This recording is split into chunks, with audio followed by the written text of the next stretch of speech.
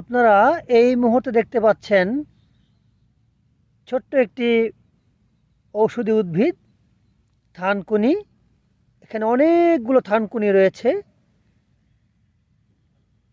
এই গাছটিকে ময়মনসিংহের আঞ্চলিক ভাষায় বলা হয় ঢোলমানিক।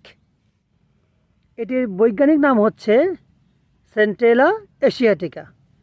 এই ঔষধি উদ্ভিদটি অত্যন্ত উপকারী একটি ঔষধি উদ্ভিদ।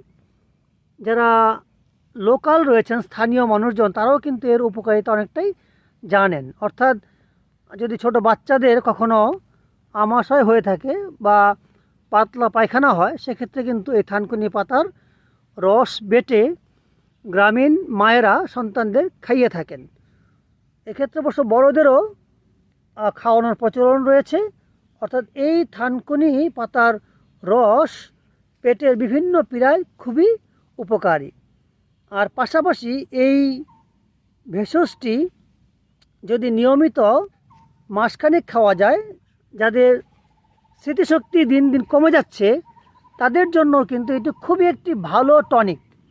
সুতরাং যারা আপনারা গ্রামে গঞ্জে রয়েছেন, তারা এই উদ্ভিদটি পেলেই আপনারা এটিকে জুস করে হোক অথবা ঝোল শাক করে হোক আপনারা খেতে পারেন। কিন্তু আর শহরেও, ঢাকা শহরে আমি বাজার ঘাটে এটিকে কিন্তু আমি বেশ বিক্রি হতে দেখি, সেখান থেকেও সংগ্রহ করতে পারেন।